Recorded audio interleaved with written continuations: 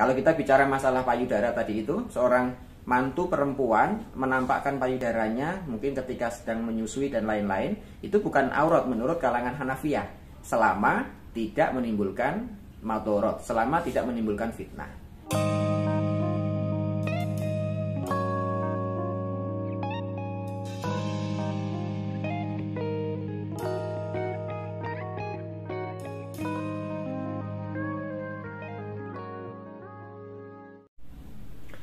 Bismillahirrahmanirrahim. Assalamualaikum warahmatullahi wabarakatuh. Alhamdulillahirabbil alamin, hamdan wa syukranillah. Teman-teman sekalian yang dirahmati Allah Subhanahu wa taala, masih dengan saya Ahmad Hilmi di channel Mas Hilmi Ngaji Fikih. Teman-teman yang berbahagia, pada video kali ini kita akan berbincang terkait status hukum kemahroman antara mantu perempuan dengan bapak mertua. Yang kedua, kita akan bincangkan tentang batasan-batasan aurat antara keduanya. Apakah sama sebagaimana orang asing atau laki-laki ajnabi, ataukah dia memiliki batasan khusus bagaimana seorang mahram dengan mahramnya yang lain. Baik teman-teman sekalian yang dirahmati Allah, untuk yang pertama, status hukum kemahraman antara mantu perempuan dengan bapak mertua adalah mahram. Mahram itu berarti hubungan yang mereka berdua tidak boleh menikah. Ini sebagaimana yang disebutkan oleh Allah Subhanahu wa taala di dalam surah An-Nisa ayat yang ke-23. Allah berfirman, "Wa halailu abnaikum." Ini lanjutan dari ayat "Hurrimat 'alaikum ummahatukum" dan seterusnya sampai kata "Wa halailu abnaikum." Dan kami haramkan bagi kalian para laki-laki menikahi istri-istri dari anak kandungmu. Nah, istri anak kandung itu pengertiannya adalah menantu perempuan. Maka secara umum, menantu perempuan dan mertua laki-laki hubungannya adalah mahram. Dan mahram dalam posisi ini disebutkan sebagai mahram mu'abbad. Mahram mu'abbad itu maksudnya adalah hari ini menjadi mahram, maka selamanya sampai yaumul qiyamah orang tersebut akan menjadi mahram selamanya. Kenapa dianggap sebagai mahram selamanya? Umpamanya dalam satu kasus tertentu antara suami dan istri, kemudian mereka bercerai, maka bekas menantunya itu dengan bapak mertuanya itu tetap menjadi mahram selamanya. Atau sebaliknya, ibu mertua dengan mantu laki-lakinya itu selamanya akan menjadi mahram, walaupun pernikahan dengan anaknya itu sudah berakhir, baik berakhir karena sebab kematian maupun berakhir karena sebab perceraian dan perpisahan.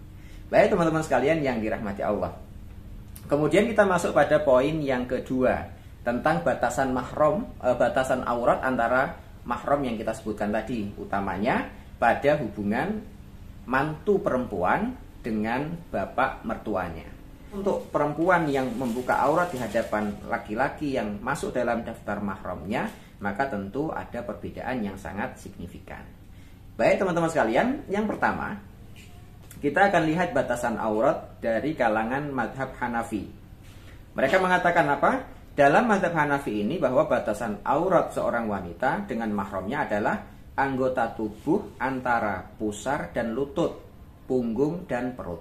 Gitu. Berarti kalau dalam hal ini, kita ulangi tadi, antara pusar sampai ke lutut, itu termasuk yang aurat yang nggak boleh dilihat. Kemudian area perut, kemudian area punggung, itu termasuk aurat yang tidak boleh dilihat sekalipun oleh mahramnya gitu. Makanya kalau nanti kita bicara masalah, berarti kalau payudara termasuk aurat bukan? Kalau dalam batasan Hanafiyah ini berarti payudara bukan termasuk aurat yang harus atau wajib ditutup oleh mahram seorang wanita kepada mahramnya. Nah, batasan itu teman-teman sekalian ya, selama itu tidak menimbulkan fitnah.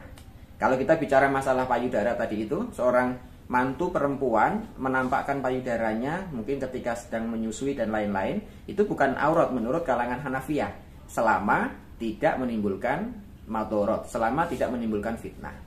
Lah boleh jadi seandainya menantunya itu masih muda, bapak mertuanya sudah cukup sepuh, sudah sangat tua sekali, maka saya pikir ketika dia harus menyusui anaknya yang menampakkan payudara, itu tidak masalah gitu. Dan itu memang bukan batasan auratnya. Tapi kalau mertua laki-lakinya itu masih cukup muda, maka sebaiknya tetap dijaga. Termasuk mungkin kepada adik kandung si perempuan itu pun seperti itu. Baik teman-teman sekalian yang dirahmati Allah. Kemudian satu ayat yang menjadi dasar para ulama seluruhnya menjadikan batasan aurat tadi itu di firman Allah Subhanahu wa taala surat An-Nur, a'udzubillahi minasyaitonirrajim, wala yubdina zinatahunna illa li bu'ulatihinna au abaihinna au abai bu'ulatihinna au abnaihinna au abnai bu'ulatihinna. Dan janganlah wanita-wanita itu menampakkan perhiasannya. Nah, perhiasan yang dimaksud adalah tempat biasanya perhiasan itu berada gitu, atau tubuh wanita yang biasanya ada perhiasannya. Illa li bu'ulatihinna, kecuali untuk suami-suami mereka, au abaihinna atau bapak-bapak kandung mereka, au abai bu'ulatihinna atau bapak mertua mereka, au abnaihinna atau anak-anak laki-laki kandung mereka, au abnai bu'ulatihinna atau anak-anak tiri dari bawaan suami mereka. Baik teman-teman sekalian, kemudian kita masuk pada madhab yang kedua atau pendapat yang kedua. Ini dipilih oleh kalangan madhab Malikiyah dan madhab Hanabilah atau Hambali. Menurut dua madhab ini, bahwa anggota tubuh wanita yang boleh dilihat oleh mahramnya hanya wajah, kepala, kedua tangan, dan kedua kaki saja. Maka haram baginya menampakkan dada, payudara, dan anggota tubuh lainnya yang di hadapan mahramnya. Nah, ini tentu sangat berbalik sekali dengan pendapat dari kalangan Hanafiyah yang tadi menyebutkan untuk payudara itu menurut kalangan Hanafiyah bukan termasuk aurat bagi mahram. Tapi untuk kalangan mazhab Maliki dan Hambali itu termasuk aurat yang wajib dijaga. Jadi bolehnya seorang wanita menampakkan tubuhnya di hadapan mahram itu hanya area kepala, leher, tangan dan lengan, kemudian kaki bagian bawah. Itu saja. Selain itu maka semuanya tetap wajib ditutup. Kemudian yang terakhir, ini pendapat dari kalangan Syafi'iyah. Beliau mengatakan mayoritas ulama dalam mazhab Syafi'i berpendapat bahwa aurat wanita yang boleh terlihat oleh mahramnya adalah anggota tubuh selain yang ada di antara pusar dan lutut. Ini untuk mazhab Syafi'i juga lebih longgar. Dalam artian mazhab Syafi'i itu hanya menganggap aurat yang wajib ditutup di hadapan mahram itu hanya batas pusar sampai bawah lutut sedikit. Itu yang tidak boleh. Selain itu berarti boleh. Nah, termasuk tadi kita bincangkan tentang masalah seorang wanita menampakkan payudaranya di hadapan mahram laki-lakinya. Kalau dalam hal ini tadi kita sebutkan lebih khususnya seorang menantu perempuan menampakkan payudaranya di hadapan bapak mertuanya. Nah, selama itu bisa terjaga dari fitnah, tidak menimbulkan hasrat, tidak menimbulkan keinginan seksual yang tidak terkendali tadi itu, maka itu bukan bagian dari aurat. Tapi kalau tidak ada kepentingan, ya buat apa sih buka-buka seperti itu? Kira-kira seperti itu yang menjadi pembahasannya.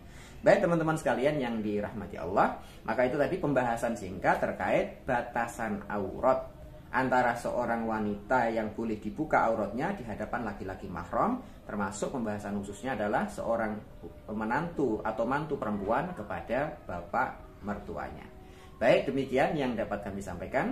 Aku qouli hadza, astaghfirullah li wa lakum. Assalamualaikum warahmatullahi wabarakatuh.